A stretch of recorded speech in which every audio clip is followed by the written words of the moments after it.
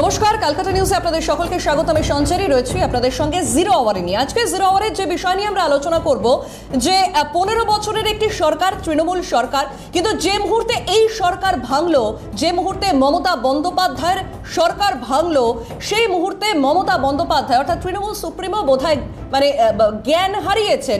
ওনার আর দিগবিদিক জ্ঞান শূন্য। উনি কি বলছেন না বলছেন তা বোধহয় নিজের খবরেও নেই। এবং বাংলাদেশে খুন নিয়ে বিতর্কিত একটি মন্তব্য করলেন মমতা বন্দ্যোপাধ্যায়। আমরা জানি যে যেদিনকে তিনি ধর্নায় বসলেন, ওয়াই চ্যানেলের ধর্নায়, সেদিনকে এই বিতর্কিত মন্তব্য মমতা বন্দ্যোপাধ্যায়ের। বাংলাদেশের এক বড় খুনিকে এসটিএফ গ্রেফতার করেছিল, যে খুন নিয়ে বাংলাদেশে অনেক রেভলিউশন হয়েছিল। খুনিরা মেঘালয় হয়ে বাংলায় চলে এলে এসটিএফ তাদেরকে ধরেছিল।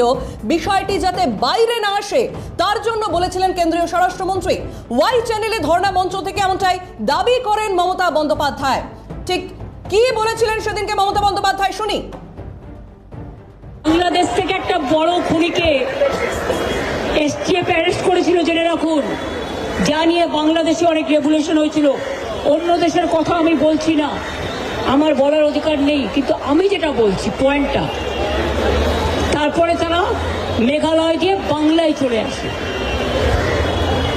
বাংলায় যখন চলে আসে তখন আমাদের এসটিএফ তাকে ধরে, এটা তাদের ক্রেডিট। তারপরে হোম মিনিস্টার নিজে আমাকে ফোন করে বলছেন, এতদিন তো কই আমি বলিনি, মুখ করিনি, আজকে অত্যাচারের শেষ সীমায় গেছেন বলে।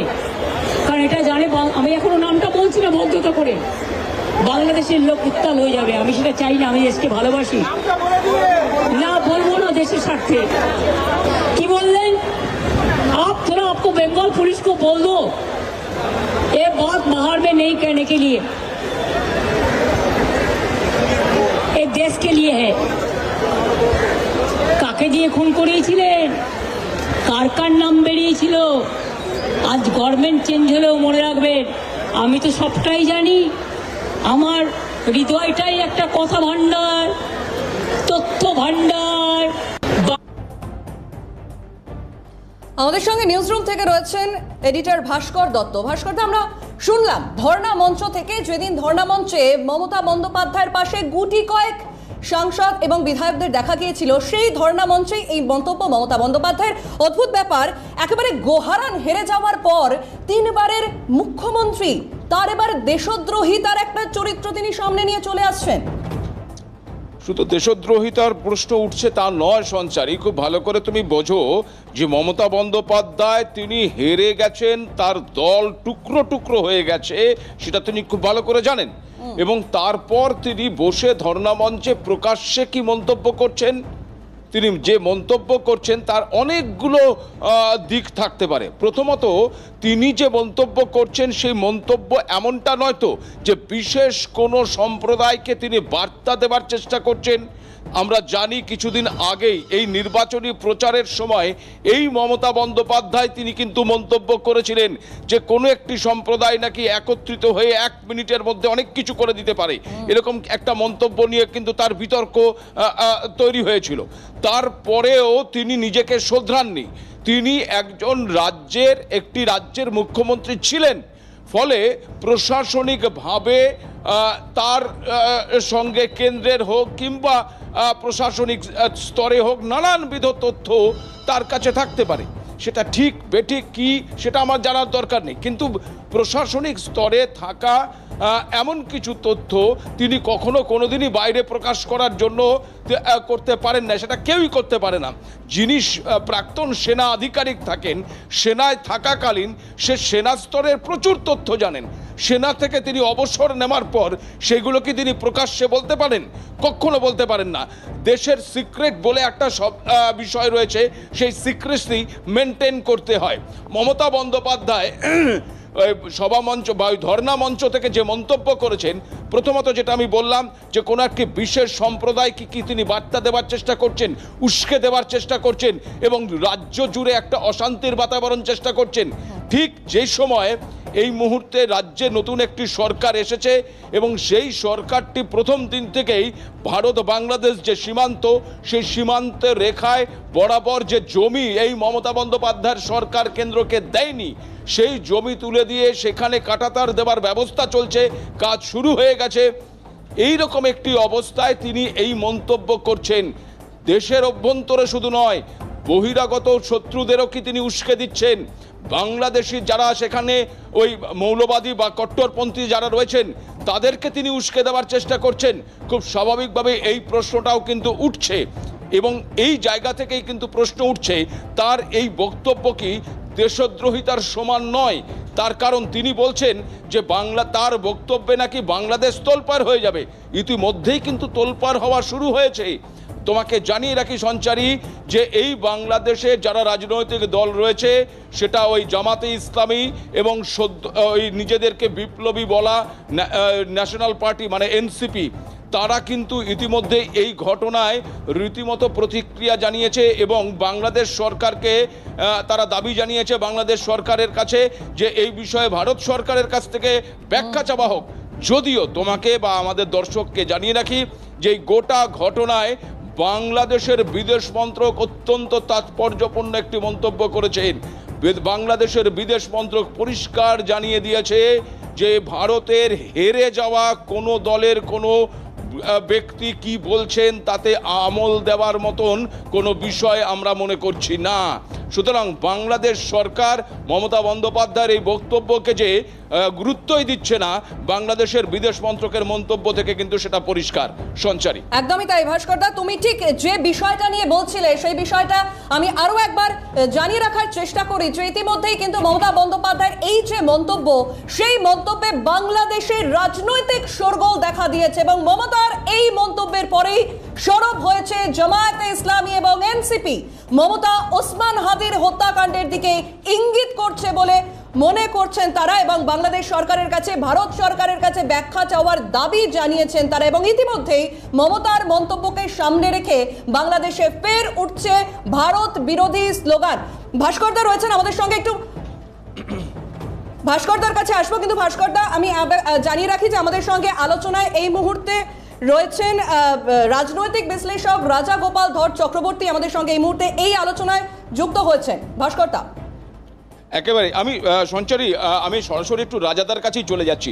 রাজাদা, আপনার মনে আছে সে 2024-এ যখন কোটা আন্দোলন নিয়ে বাংলাদেশ উত্তাল হয়েছে, সেই সময় থেকেই কিন্তু আপনি মানে একেবারে ধারাবাহিকভাবে আমাদের সঙ্গে থেকেছেন।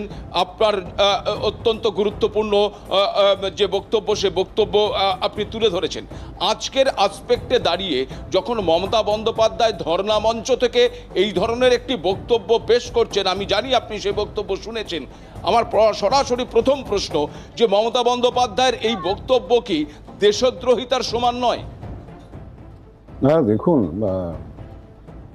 যে কথা উনি বলেছেন যে ওসমান হাদির হত্যাকারীকে আমি জানি, এ ধরনের বক্তব্য রাখাটা কিন্তু অত্যন্ত অন্যায়।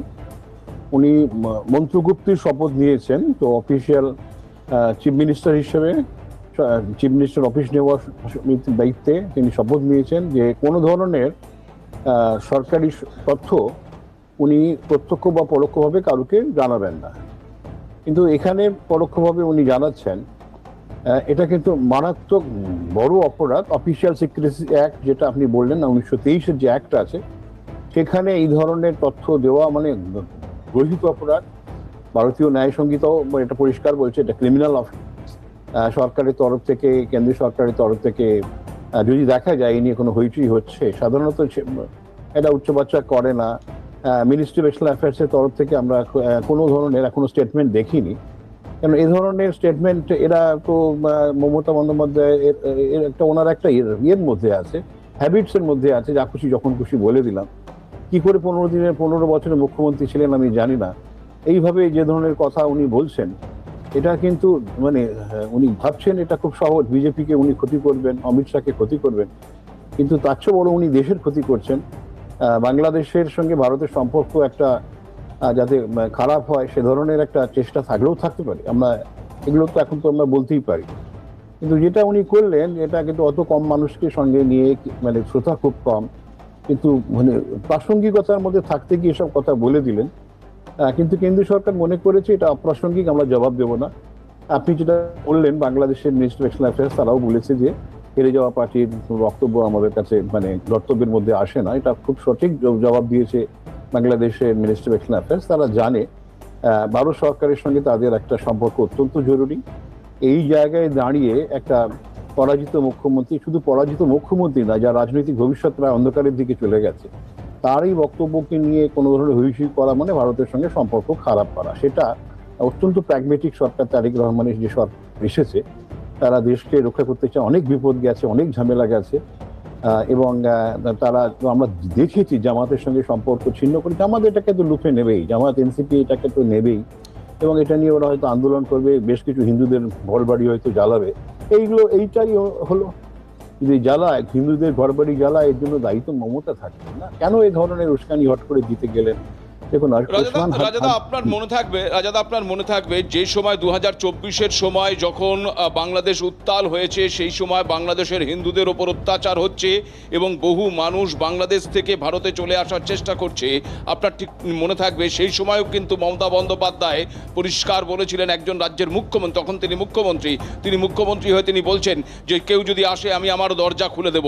খুব স্বাভাবিকভাবে সেই সময়তেও কিন্তু মমতা বন্দ্যোপাধ্যায়ের এই বক্তব্য দিয়ে বিতর্ক তৈরি হয়েছিল। তখনও কিন্তু মানে বাংলাদেশের তখন অন্তর্বর্তী সরকারের যে বিদেশ দপ্তরের উপদেষ্টা ছিলেন, তিনিও তখন মমতা বন্দ্যোপাধ্যায়ের এই বক্তব্যকে খণ্ডন করেছিলেন এবং তার সমালোচনা করেছিলেন, এবং কনফিউজিং মমতা বন্দ্যোপাধ্যায়ের বক্তব্য তিনি কথা বলেছিলেন। অর্থাৎ মমতা বন্দ্যোপাধ্যায় কি তিনি একটা দেশের সীমান্তবর্তী রাজ্যের মুখ্যমন্ত্রী বা নেত্রী হিসেবে তিনি সবসময় কি চেয়েছেন যে দুটো দেশের মধ্যে সম্পর্ককে দাগিয়ে দেওয়া যায়, যদি দাগিয়ে দিয়ে তিনি তার রাজনৈতিক ফায়দাটা তুলবেন? দেখুন, ওনার মধ্যে এই জিনিসটা রয়েছে। দেখুন, মানে পরিষ্কার ব্যাপার, জামাত প্রচুর টাকার মালিক। জামাত নানানভাবে নানান দেশে বিনিয়োগ করেছে। আমাদের দেশে কি বিনিয়োগ করেছে আমার জানা নেই। তো বিদেশে নানান জায়গায় নানান দেশে বিনিয়োগ করেছে, এটা এই ধরনের এই খবর আছে, সত্য খবর আছে। ওরা বাংলাদেশের সমস্ত যে বর্ডার এলাকায় ওদের ঘাঁটি আছে, বেশ কিছু সিট ওরা জিতেছে আমাদের বর্ডার এলাকাতে, এবং এদের সাপোর্ট উনি হয়তো চাইছিলেন যে এরা যদি পশ্চিমবঙ্গে যে সমস্ত আতঙ্কবাদী দল আছে এদের সঙ্গে যদি কোনো একটা মানে মৈত্রিতা করে। এবং সবচেয়ে বড় কথা, ওনার যে সমস্ত ইদানিংকালে যে সমস্ত কাজকর্মগুলো দেখা যাচ্ছিল, তাতে একটা বাংলাদেশকে কাছে পাওয়ার চেষ্টা, বাংলাদেশকে না বুঝে তার কাছে পাওয়ার চেষ্টা। জয় বাংলা যে স্লোগান শেখ মুজিবের স্বাধীনতার সমান, হ্যাঁ, সেটা এখন যারা আছে বিএনপি ওরা সেটা ব্যবহার করে না, অনেকে বুঝেছেন। উনি সেই জয় বাংলাটাকে এখানে চালু করার চেষ্টা করলেন। আওয়ামী লীগেরই দেওয়া স্লোগান, আওয়ামী লীগের কোনো এক সদস্যের দেওয়া সমান খেলা হবে, এটাও উনি কিন্তু ব্যবহার করতে এখানে শুরু করলেন। অর্থাৎ কোনো একটা জায়গায় ওনার একটা ধারণা হয়েছিল এই ধরনের স্লোগান যদি দেওয়া যায় দুই বাংলা হয়তো একাত্রিত বোধ করবে, এরকম একটা ওনার ভাবনা হয়তো থাকতেও পারে। কিন্তু উনি বোঝেননি যে স্লোগানগুলো আওয়ামী লীগের ছিল এবং এগুলো এখন বাধ্য হয়ে পড়েছে। এখন যেটা উনি হয়তো যেটা হট করে বলার চেষ্টা করলেন, তাতে যেটা আপনি বলেছেন যে 1 শ্রেণীর মানুষকে আবার নতুন করে খেপিয়ে দেওয়া, এই দেশে এবং বাংলাদেশে খেপিয়ে দেওয়ার চেষ্টা। কিন্তু বাংলাদেশের যে সরকার এসেছে, তারে পোড়খোয়া মানুষ, বিভিন্ন দীর্ঘদিন জেলে থেকেছেন, বিদেশে থেকেছেন, দেশের মাটিতে ছুঁতে পারেননি, দেশে এসেই তিনি দেশের মাটিকে স্পর্শ করে প্রণাম করেছেন। তিনি হট করে এই ধরনের কথাতে আবেগ তাড়িত হয়ে কিছু করবেন বলে আমার মনে হয় না। যে ধরনের বিবৃতি এসছে, পরিষ্কার বোঝা যাচ্ছে যে বাংলাদেশ ভারতকে বন্ধু হিসেবে পেতে চায়, ভারতের সর্বাঙ্গীন সাহায্য বাংলাদেশের অত্যন্ত প্রয়োজন। এই ধরনের নেতা যাদের ভিত্তি হারিয়ে গেছে এবং রাজনৈতিক মাটি খোঁড়া পাওয়ার জন্য এক শ্রেণী সম্প্রদায়ের কাছে তারা আপন থাকতে চায় বলে এই ধরনের কথা বলেছেন। এটা খুব একটা কিছু লাভ হবে না। ওনারই মুখ পড়েছে, এবং ভারত সরকার যদি চায় অফিসিয়াল সিক্রেসি অ্যাক্টে ওনাকে কিন্তু গ্রেপ্তারও করতে পারে। এটা আমি ঠিক এই জায়গাতেই আসবো রাজাদা, যে এর পরবর্তী পদক্ষেপ ভারত সরকার কি নেওয়া যেতে পারে, আইন কি বলছে, আপনার কাছ থেকে আরেকটু বিস্তারিত জানবো। কিন্তু সঞ্চারী, আমি তোমাকে ফেরাচ্ছি। একদমই ভাস্করদা, ইতিমধ্যে এই আলোচনা আমাদের থাকবে, কিন্তু সময় যেহেতু একটা ছোট বিরতির, আমি রাজাদাকেও অনুরোধ করব সঙ্গে থাকার জন্য। একটা ছোট বিরতির পর ফিরছি। নজর থাকুক ক্যালকাটা নিউজে। বিরতির পর আমাদের সঙ্গে নিউজরুম থেকে এডিটর ভাস্কর দত্ত রয়েছেন এবং রাজনৈতিক বিশ্লেষক রাজাগোপাল ধর চক্রবর্তী রয়েছেন আমাদের সঙ্গে এই আলোচনায়। ভাস্কর দা, এই যে গোটা বিষয়টা তৈরি হয়েছে, গোটা পরিস্থিতি তৈরি হয়েছে, সেখান থেকে অনেকগুলো প্রশ্ন সামনে আসছে। যেমন নির্বাচনে হেরে যাওয়ার পর দেশের আভ্যন্তরীণ বিষয় নিয়ে কেন মন্তব্য করছেন মমতা বন্দ্যোপাধ্যায়? মমতা বন্দ্যোপাধ্যায়ের দেশের প্রতি দায়বদ্ধতা নিয়ে ক্ষেত্রে প্রশ্ন ওঠে। বাংলাদেশের কথা বলে বিশেষ কোনো শ্রেণীকে কি উস্কে দেওয়ার চেষ্টা, যে প্রশ্ন তুমি ইতিমধ্যেই করেছো, এবং বাংলাদেশ নিয়ে মমতা বন্দ্যোপাধ্যায়ের এই মন্তব্য কি দেশদ্রোহিতার সমান, সেই প্রশ্ন উঠেছে এবং ইতিমধ্যেই কিন্তু সেই প্রশ্ন নিয়ে আমাদের সঙ্গে কথাও হচ্ছিল রাজাদার। একেবারে সঞ্চারী, আমি সরাসরি রাজাদার কাছেই যাব। রাজাদা, আমার সরাসরি প্রশ্ন, মমতা বন্দ্যোপাধ্যায় যে বক্তব্য পেশ করেছেন সেই বক্তব্যের প্রেক্ষিতে ভারত সরকার কি কোনো রকম পদক্ষেপ, আইনি পদক্ষেপ নিতে পারে মমতা বন্দ্যোপাধ্যায়ের বিরুদ্ধে? নিঃসন্দেহে আইনি পদক্ষেপ তো 100 বার নিতে পারে। যে তিনি বলছেন রাজ্যের মুখ্যমন্ত্রী ছিলেন এবং ভারত সরকারের নানাবিধ সিদ্ধান্তে তিনি সাথী থাকেন। তাকে অনেক খবরই জানানো হয়েছে, যেহেতু বর্ডার স্টেট ওয়েস্ট বেঙ্গল, সেইগুলো উনি কোনোভাবেই উনি এগুলো প্রকাশ করতে পারেন না। এখনো রেলিভেন্ট আছে সেই ইস্যুসগুলো, তো উনি সেটা করেছেন। সুতরাং আমাদের দেশের যে অফিসিয়াল স্টেটস অ্যাক্ট আছে সেটা 1923 পুরনো আইন হলেও এখনো ভ্যালিড, এবং সরকার ইচ্ছে করলে একেবারে এক্ষুনি আইনের ধারায় ওনার বিরুদ্ধে কোর্টে কেস করতে পারে। তবে যেটা ঘটেছে, বাংলাদেশে উত্তাল হয়েছে। বাংলাদেশের যারা রাজনীতি করতে আনছে, দেশের টপ লয়ার যারা আছেন, তারা বলছেন যে ওসমান হাদিকে যারা মেরেছে তার খবর তো কেউ না কেউ বলছে তার কাছে আছে না। ক্রিমিনাল তথ্য যদি কেউ কারোর কাছে থাকে সেটা হোল্ড ব্যাক করে, চেপে যান কি করে, সেটা তো বলতেই হবে না। ভারত সরকারকে বলা হোক যে তাদের কাছে কি তথ্য আছে। তাদের মুখ্যমন্ত্রী যখন বলছে এটা তো অস্বীকার করার না, পাবলিকলি বলছে। এইটা কিন্তু বাংলাদেশের থেকে এখনো পর্যন্ত আসেনি। যদি আসে, চাপটা যদি সৃষ্টি হয়, তাহলে কিন্তু একটা ভয়ানক ব্যাপার। এবং এটা কতটা সত্যতা আছে আমি জানি না। মমতা বন্দ্যোপাধ্যায় বহু ক্ষেত্রেই দেখা গেছে মিথ্যার আশ্রয় নিয়েছেন। একটা চমককে ওনার রাখার চেষ্টা আছে। এই ধরনের ওসমান হাদির হত্যাকারীকে উনি চেনেন বলছেন, হয়তো ব্যাপারটার সঙ্গে কোনো সত্যতা লুকিয়ে নেই, এটাও হতে পারে। কিন্তু যেহেতু উনি বলেছেন, পাবলিকলি বলেছেন, কেন্দ্রীয় সরকারকে দোষী করতে গিয়ে যেটা উনি করে ফেলেছেন, এটা কিন্তু মারাত্মক একটা ওনার বিচ্যুতি। বহুদিনের পর খাওয়া রাজনীতিবিদদের এটা কাম্য নয়। তো কেন্দ্র সরকার ইচ্ছে করলেই ওনাকে বাংলাদেশকে হয়তো ওনার বিরুদ্ধে কেস শুরু করতে পারে। কিন্তু তাতে কিন্তু হবে কি, ধারণা হতে পারে যে মমতা বন্দ্যোপাধ্যায় সত্যি কথা বলেছে, বুঝেছেন। এই জন্য ভারত সরকার হয়তো এখনই হট করে কিছু সিদ্ধান্ত নিতে যাবে না। তাতে কিন্তু ওদেশে আরো ভুল হতে পারে। উনি সত্যি কথা বলেছেন বলেই গ্রেপ্তার হয়েছেন, এরকম একটা ধারণা হতে পারে। তার ফলে ভারত সরকার একটু নীরবে দেখতে চায় বাংলাদেশে কি অবস্থা হচ্ছে না হচ্ছে। কিন্তু এটা যদি উনি যেটা করেছেন, আগামী দিনে আরো যদি কিছু করেন, উনি কিন্তু খুবই যে কাজগুলো করতে যাচ্ছেন সেটা কিন্তু দেশের, উনি বলছেন আমি দেশভক্ত, এইসব কথা বলছে, সেগুলো যে সঠিক নয় সেটা কিন্তু প্রমাণ করবে। ভারত সরকার চাইতে পারে ওনার কাছে উনি কেন এসব কথা বলেছেন। রাজাদা, আপনি এটা খুব ভালো করে জানেন যে মমতা বন্দ্যোপাধ্যায় কতটা দেশভক্ত। তার কারণ ওই পুলওয়ামায় হামলার পরেও কিন্তু সেখানে সেনাদের যে অবস্থান হয়েছিল তা নিয়েও তিনি আবার তথ্য প্রমাণও চেয়েছিলেন।